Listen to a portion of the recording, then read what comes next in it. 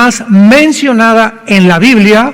En segundo lugar, le sigue Babilonia. Mientras que Jerusalén significa la ciudad de la paz, Yehu Shalom en el hebreo, ciudad de la paz, Babilonia significa la ciudad de la confusión, de la oscuridad y de las tinieblas o de la guerra. Mientras que el templo de Dios fue edificado y algún día será reedificado en Jerusalén, la Torre de Babel, que fue la primera rebelión masiva contra los mandamientos de Dios y el primer esfuerzo humano para abortar el plan de Dios, será edificada en Babilonia, que es actualmente Irak, o la tierra de los caldeos, o la tierra de Sinar. Mientras que la Nueva Jerusalén es descrita como una ciudad eterna, la Nueva Babilonia, la que se va a reconstruir, es descrita como una ciudad que será destruida por Dios al finalizar los 7 años de la tribulación. Rápidamente vayamos a Apocalipsis capítulo 17, de donde tomamos el título El misterio de Babilonia, y la pregunta lógica a continuación es ¿por qué se le califica como un misterio? El capítulo 17 de Apocalipsis relata o describe a Babilonia como un sistema religioso dentro de una ciudad.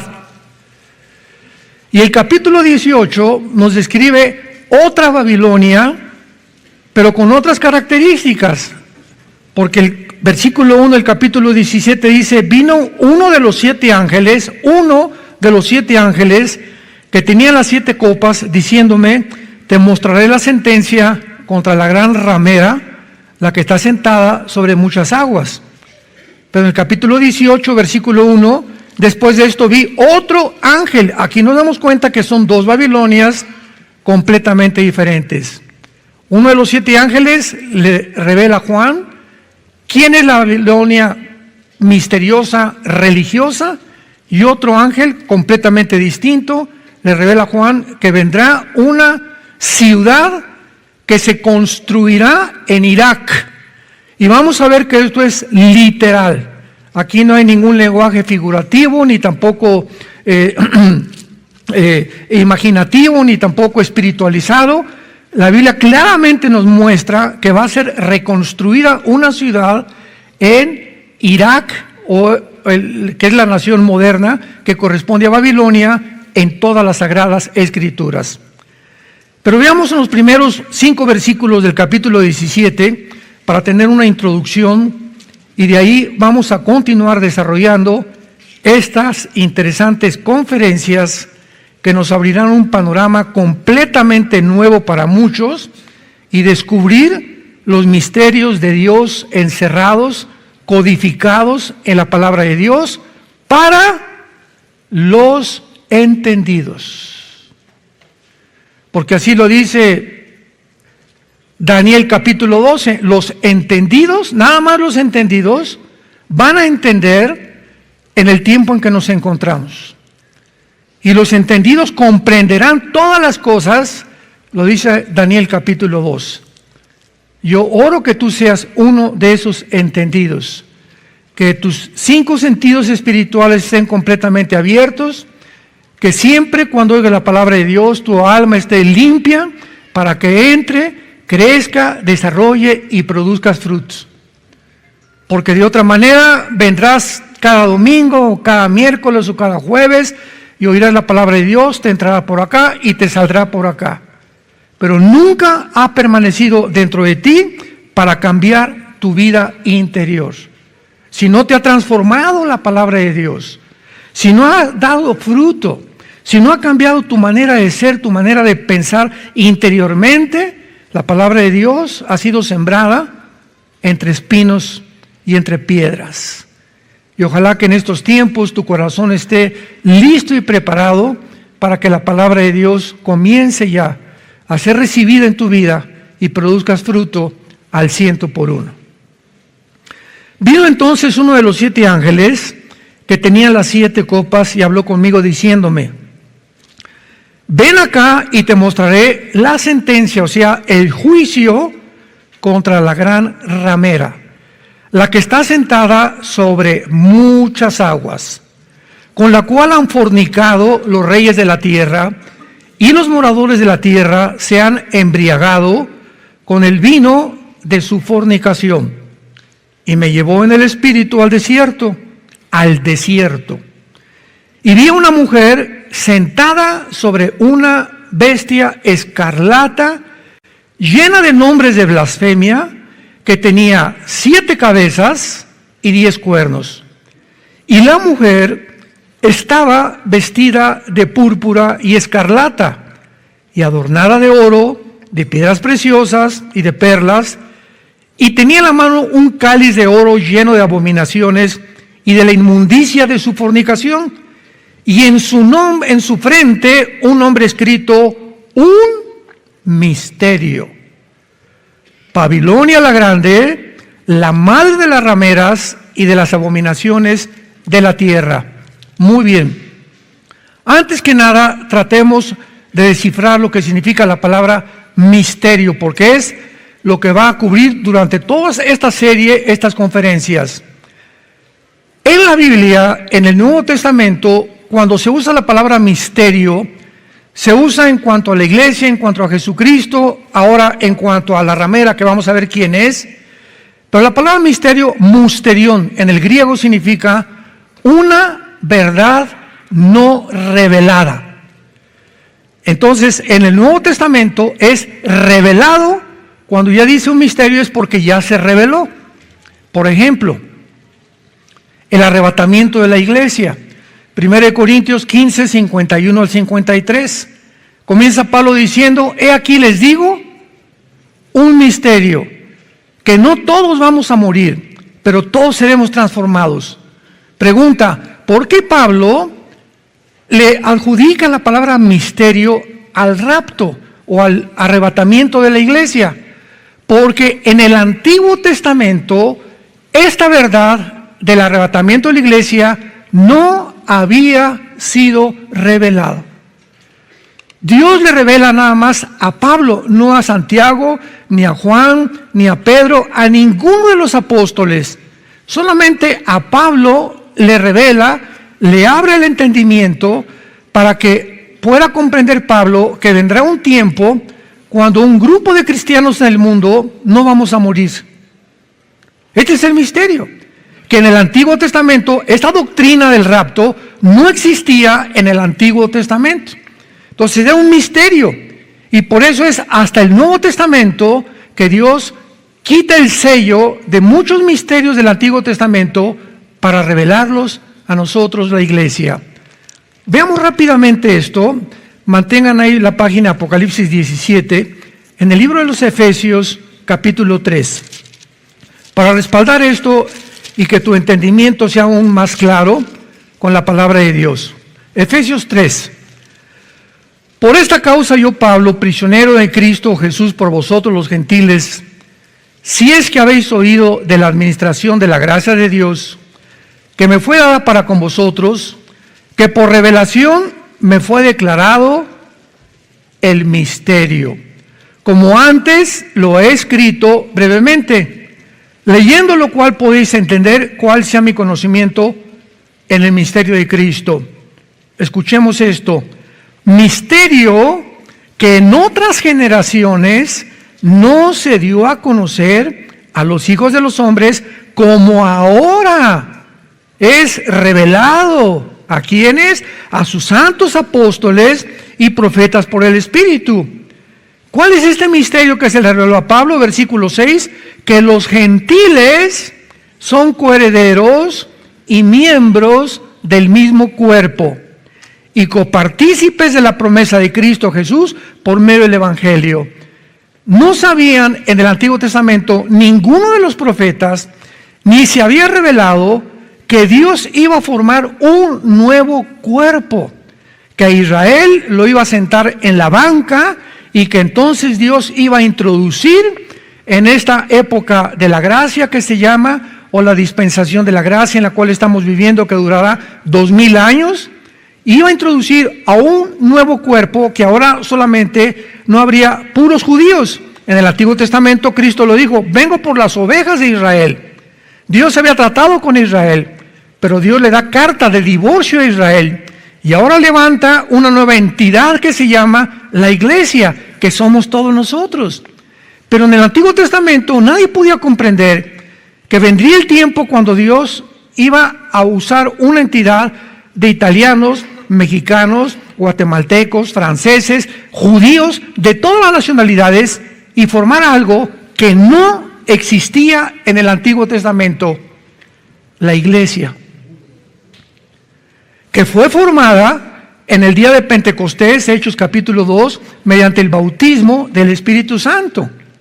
1 Corintios 12, 13, por un solo Espíritu fuimos todos unidos, amalgamados, y la iglesia ahora no es un edificio, no es unas ceremonias, no son preceptos, somos un cuerpo. La iglesia somos un cuerpo.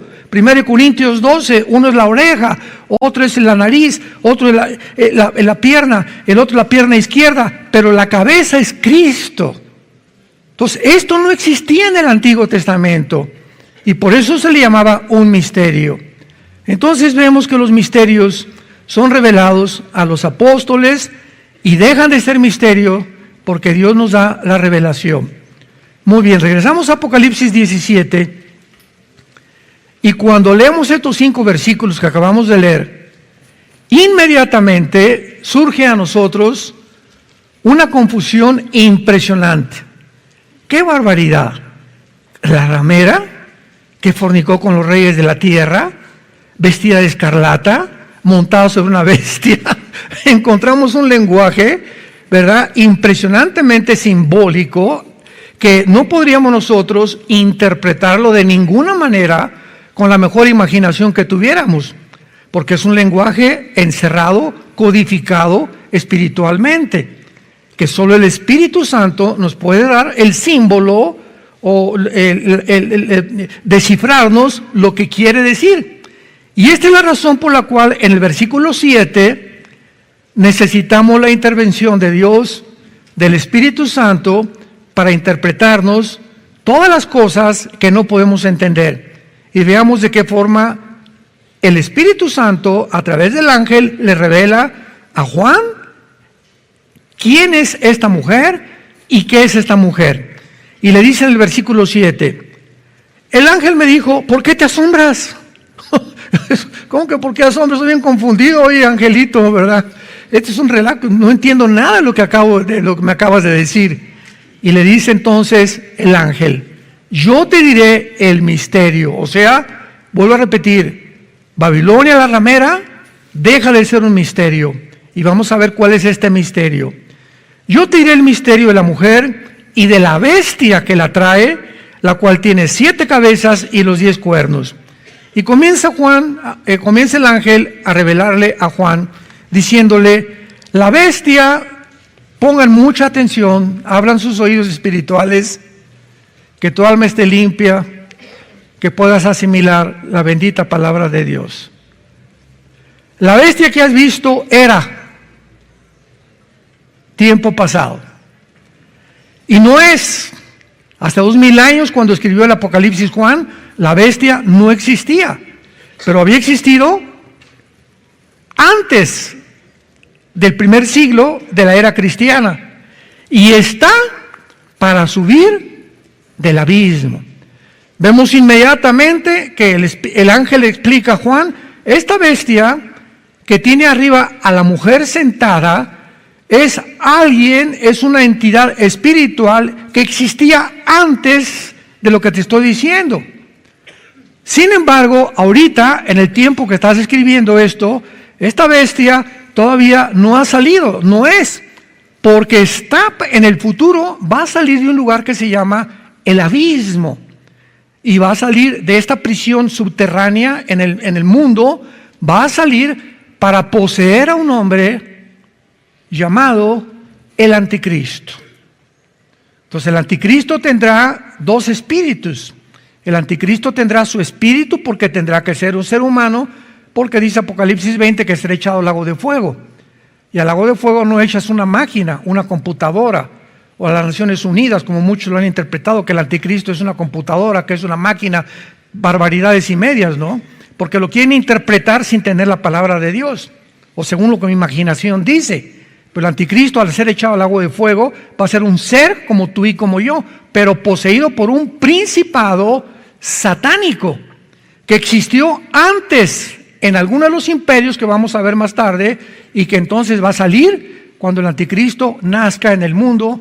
Y tal vez los primeros 30 años del anticristo en esta tierra será un hombre político normal, que nadie sabe quién es, pero a los 30 años, al igual que Cristo, a los 30 años, el Espíritu Santo vino sobre él en el río Jordán, se abrieron los cielos, una voz dijo: este es mi Hijo bien amado.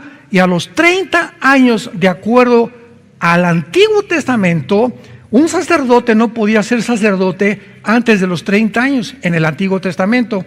Cristo, al cumplir 30 años, es bautizado, y ahí comienza el ministerio de Cristo.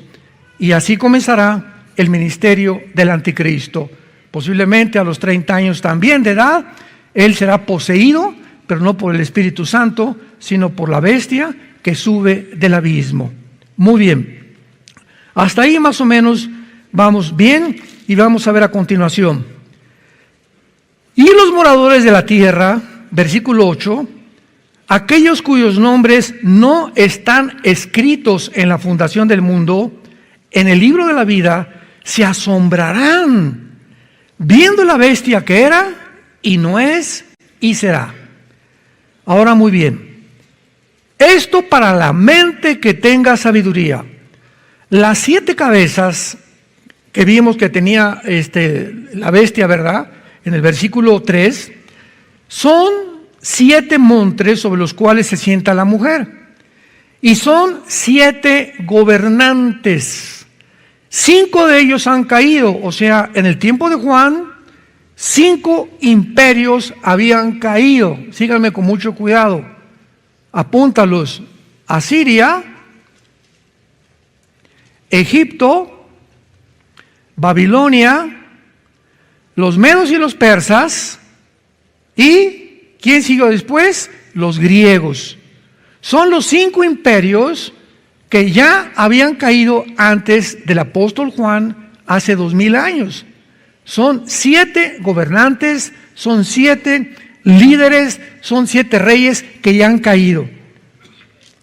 Uno es, ¿quién es el que era? Roma. Era el imperio bajo el cual nació Jesucristo y murió Jesucristo. Roma es ¿el qué? El quinto. Y el otro aún no ha venido. Y cuando venga, es necesario que dure breve tiempo. Después de Roma, ¿quién sigue? El gobierno de 10 cuernos, que vamos a ver. Los 10 cuernos representan la confederación del Mediterráneo, que formará el gobierno del anticristo. Entonces, estos 10 cuernos que tiene la mujer, lo vamos a ver ahorita, no han venido, le dice Juan, pero están por venir. Y la bestia que era y no es el octavo. O sea, antes de que el anticristo surja, y esto está de acuerdo a Daniel capítulo 7, antes de que el anticristo surja en el mundo, se tiene que formar una confederación de naciones de 10 gobernantes, un G10, 5 de Europa y 5 del Medio Oriente, de acuerdo a Daniel capítulo 2, en el estado de Nabucodonosor. Y cuando estos 10 gobernantes ya estén unidos para formar una confederación para comenzar a gobernar el mundo o repartirse el mundo entre estos 10 gobiernos, dice Daniel 7, ya que estén los 10 gobernantes, dentro de uno de ellos saldrá el anticristo. De entre uno de los 10 gobernantes saldrá el cuerno pequeño con el que Daniel lo califica en el capítulo 2, capítulo 7, capítulo 8, capítulo 11 y capítulo 12 del libro de Daniel. Entonces, ¿vamos bien? Tranquilos. No se vayan a empachar.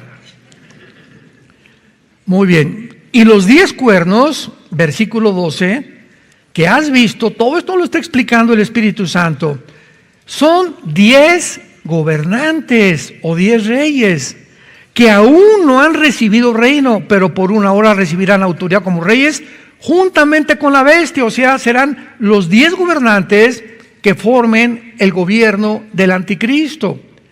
Estos tienen un mismo propósito y entregarán su poder y su autoridad a la bestia, o sea, al anticristo. Entonces, antes de que el anticristo diga, pues, ¿qué es Gorbachev? ¿Qué es Putin? ¿Qué es Obama? ¿Qué es Barack Obama? ¿Qué es el Papa? No hagamos especulaciones. La cronología bíblica es maravillosa. Y cuando la entendemos y podemos realmente poner las piezas juntas en el rompecabezas, podremos descansar y ver un poco. Y porque Dios quiere que veamos claramente el panorama. Porque mientras más claro lo veamos, más paz vamos a tener que ya nos vamos. Aleluya. Más seguridad tendremos y no haremos caso que se cayó un ovni, que el petróleo, que el cash lo van a quitar, etcétera, etcétera, que guerra, que amenaza nuclear. No nos va a preocupar absolutamente nada porque estamos en las manos de un Dios que nos dice: nunca te dejaré ni te abandonaré. No se turbe vuestro corazón, no tengan miedo, creer en Dios, crean también en mí, les dijo Cristo a los discípulos antes de morir. Lo primero que nos dice Dios es: no permitas perder la paz. Se murió tu abuelito, lo vamos a alcanzar. Se murió tu hijo. Todo lo que esté pasando alrededor del mundo es temporal. Todo es temporal. Vamos de paso nosotros por este mundo, somos peregrinos. No te aferres a nada a esta vida.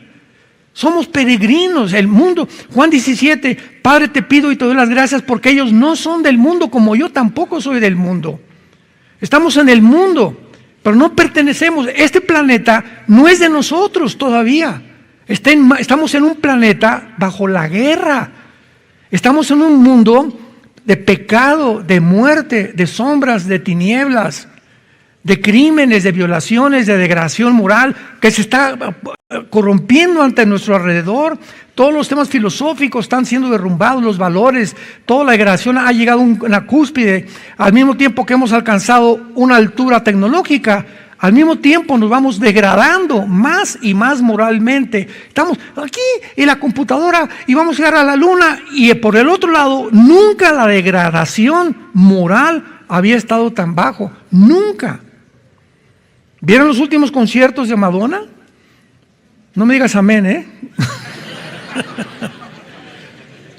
Ay, me mandan videos, ¿verdad? A eso me refiero. No, hermano, ¿cómo cree usted que yo voy a ir a esos conciertos, no? O a los de las entregas de los Grammys. Digo, no podemos más que darnos cuenta que el diablo ya no se disfraza. El diablo ya se quitó su máscara y se está presentando ya como lo es. En estos conciertos vestidos de diablo, bebiendo sangre, vomitándose enfrente de los cantantes ahí, o sea, una degradación que dices tú, Dios mío, y respaldado, ¿verdad?, por compañías farmacéuticas. O sea, no podemos llegar ya más bajo moralmente. El 60-65% del mundo están aprobando esta conducta antimoral, antibíblica, pisoteando los mandamientos de Dios. Dios tiene que venir ya pronto. Él no puede permitir esto ya. Y finalmente, ¿quién es la mujer? La famosa ramera. Versículo 15. Me dijo también: las aguas que has visto donde la ramera se sienta son pueblos, muchedumbres, naciones y lenguas. Versículo 18. Y la mujer que has visto es la gran ciudad que reina sobre los reyes de la tierra. Una ciudad. En los próximos años, en un futuro más cercano de lo que nos imaginamos, una ciudad en el mundo se va a convertir en el centro de la religiosidad y del ecumenismo de todas las religiones del mundo. Satanás va a lograr que se puedan adherir a una sola religión, la mayor parte de las religiones, y se va a convertir en una de las ciudades que más han perseguido o que van a perseguir más a los judíos y a los cristianos. Ahora bien, ¿cuál es esta ciudad en Apocalipsis 17? Veamos algunas características entre esta ciudad y el Vaticano. Versículo 2. Esta ramera, con la cual han fornicado los reyes de la tierra y los moradores de la tierra, se han embriagado con el vino de su fornicación. Entendamos lo siguiente. La Biblia, cuando usa la palabra fornicar, se refiere a cualquier relación sexual ilícita. La única esfera donde Dios ha permitido las relaciones sexuales, nada más, es en el matrimonio. Nunca antes del matrimonio, y ya casados, no te puedes ir con otra mujer o con otro hombre. Entonces, la única esfera, Dios diseñó el matrimonio para que ahí fuera bendito el sexo. Entonces, cuando alguien fornica, es cuando tiene relaciones antes del matrimonio o cuando se sale del matrimonio y comete adulterio, cualquier relación ilícita, transexualismo, homosexualismo, lesbianismo, etcétera, etcétera, pedofilia, es fornicar. Son relaciones ilícitas. Te has vendido, has traicionado los votos que debemos tener delante de Dios. Muy bien. Pero en el Antiguo Testamento, la palabra fornicar la usó Dios con Israel. Y cada vez que Israel le decía a Dios, mira, no te necesito, y se iba con Asiria o se iba con Egipto, que eran las naciones más cercanas en ese tiempo, Dios le llamaba, te has ido, oh Judá, oh casa de Israel, y has fornicado con los reyes de la tierra. O sea, fornicar es, te has prostituido. ¿Y qué es prostitución? El sexo bajo la venta. ¿Quién es una persona prostituta? Una persona que vende su cuerpo, ¿verdad? Vende el sexo por dinero. Pero no solamente hay prostitutas, hay prostitutos también. Hay hombres que también entregan su cuerpo por dinero o por favores monetarios. Y en el ámbito espiritual, de la misma forma, políticamente, Israel cometió fornicación, se prostituyó cuando se vendió a otras naciones para creer que esas naciones, Egipto, Asiria, los iban a proteger de sus enemigos y no Jehová. Y así la prostitución en el siglo XXI. Tú crees que si vendes tu cuerpo y vas a recibir dinero, por eso Dios no te va a proveer y por eso te atreves a prostituirte, porque no crees las promesas de Dios y vendes tu cuerpo. Y yo lo he dicho, lo mismo en el ministerio. Un pastor que es llamado a ser pastor y se quiere meter a la política, ha prostituido su ministerio.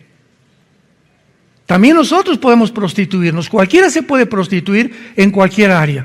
Es cuando te vendes o tus convicciones las crucificas y pues si este partido me conviene más y aquí hay más dinero, ya no tengo convicciones, antes pertenecía yo a este partido, me voy a otro partido, prostituyo mi llamado, mi política, mi filosofía, mis convicciones por amor al dinero y que me vaya mejor en la vida. ¿Se dan cuenta qué importante es tener convicciones profundas, que nadie te mueva y que mantengas tú? Eso es lo que se llama integridad. Integridad. Cuando te mantienes dentro de tus convicciones y vives conforme a tus convicciones. Entonces, cuando dice aquí que esta ramera o esta ciudad se ha fornicado con los reyes de la tierra, ¿cuál es la única ciudad desde hace 2000 años? Porque observen el versículo 18, la mujer que has visto es la gran ciudad que reina. Esto está en presente continuo. En el tiempo de Juan, ¿cuál era la ciudad que estaba gobernando?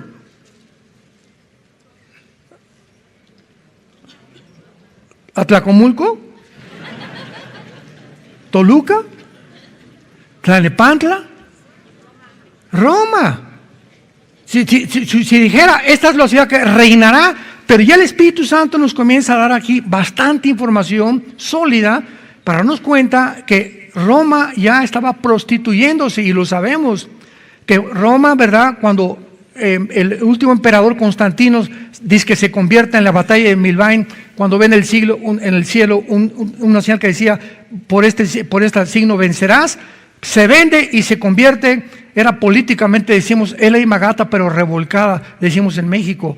Roma era políticamente y Roma no ha dejado de existir, simplemente Roma dio una voltereta y ahora se llama el Sacro Imperio Romano.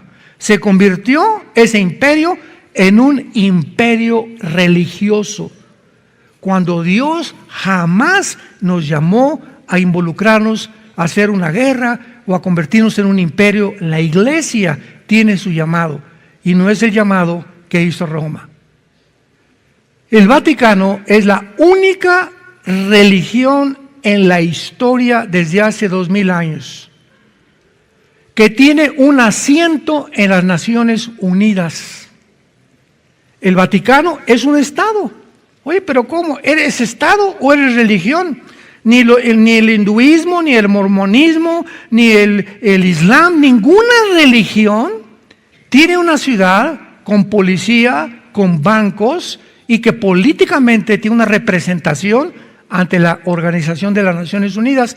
La única es el Vaticano.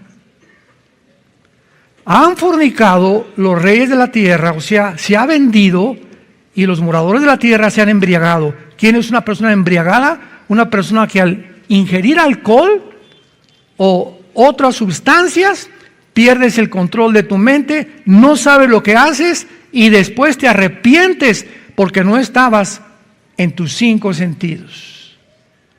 Entonces, ¿qué es lo que ha hecho esta religión? Ha emborrachado a la humanidad, los ha atarantado y han seguido, ¿verdad?, de una forma como borreguitos, sin tratar de investigar por qué pasa lo que está pasando. ¿Cómo es posible que hayan dicho que para que puedan seguir a Dios no necesitaban casarse los pobres curitas o los sacerdotes católicos? El celibato sacerdotal. Cuando la Biblia dice en 1 Timoteo que el que sirve a Dios tiene que casarse, es bueno casarse y tener hijos. Pero ¿por qué instituyeron esto? ¿Por qué inventaron que al tomar la hostia tomas a Jesucristo y lo tomas el domingo, se te sale el lunes a viernes y lo vuelves a tomar el domingo? Bueno, son 37 herejías que no están en la Biblia. Los niños, que si un niño no lo bautiza se va al limbo. ¿Dónde está el limbo, por el amor de Dios? Ni en la Biblia del Mormón está. Que hay que rezarle a San Jerónimo y a San Mateo cuando Jesucristo dijo: yo abrí un camino nuevo y vivo al Padre desde la cruz a nuestros días. No necesitamos a ningún intermediario. Él es el único, Hechos 4:12, el único mediador. Ya no hay vírgenes, ya no hay santos. Él es Jesús el que nos llevó al Padre por el camino, vino nuevo que es su sangre. Entonces vemos de qué forma todo esto comienza a adquirir sentido. Ahora dice el versículo 3: me llevó en el espíritu al desierto y vi una mujer sentada sobre una bestia escarlata, o sea, de color morado, sentado sobre una bestia escarlata llena de nombres de blasfemia, y la mujer estaba vestida de púrpura. El púrpura es el color del Vaticano, del Papa y de los cardenales, y de escarlata, y el morado, adornada de oro, piedras preciosas, y tenía en la mano un cáliz de oro lleno de abominaciones y de la inmundicia de su fornicación. No sé cuántos de ustedes, lo digo con mucho respeto, ¿verdad?, pero tengo que decir la verdad.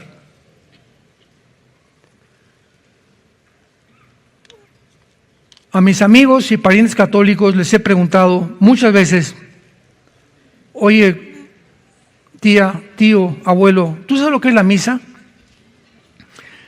Mijito, déjame pensar qué es la misa. Es la Eucaristía, cuando le elevan y le entregan al Señor. De acuerdo, mira, querido abuelito, querido compadre, querida tía, querido tío, ¿cómo es posible que tú sigas un sistema filosófico o una ideología religiosa sin ni siquiera saber qué es lo que enseñan? El vino los ha embriagado.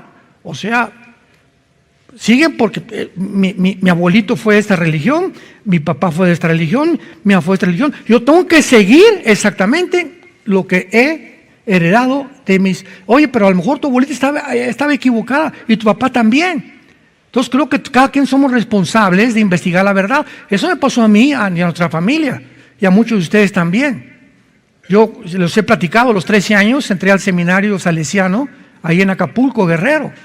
Quería yo ser cura. Y cuando llegaron en la noche y me dijeron que tenía que ser el voto sacerdotal, ¿qué es eso? Le dije al arzobispo que nos visitó ahí en el seminario, pues que no se pueden casar, muchachitos. ¿Cómo qué? ¿Y luego la güerita esa que pasó? Le hablé a mi papá y le dije, papá, fíjate que me acaban de decir que no puedo casar, yo aquí no puedo seguir. Yo de por sí que fui bien enamorado desde que era niño, ¿no? Y mi papá fue por mí rápido y me sacó del seminario y estaba feliz de la vida de mi papá.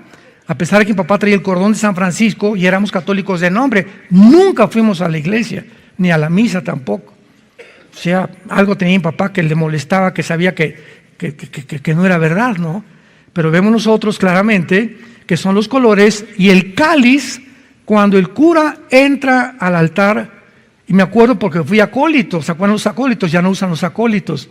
Entonces antes de pasar al seminario, pues como fui lasallista, mi hermano Alejandro y yo fuimos primaria y secundaria en el Colegio de La Salle, que es muy buena, académicamente es muy buena educación, pero nos lavaron el cerebro que querían que fuéramos hermanos de La Salle en San Juan Bautista de La Salle y comenzamos de acólitos en Acapulco. Y me acuerdo que me tuve que aprender en latín todas las respuestas que el padre decía cuando subía el cáliz. Y el padre al entrar al altar dice, introibo al altare Dei adiam collettifica juventutes meam. Me introduzco, o sea, cuando el cura entra a la misa y levanta el cáliz, está diciendo, me estoy introduciendo, nada más escuchemos esto, al altar de Dios. Ahora el altar somos nosotros.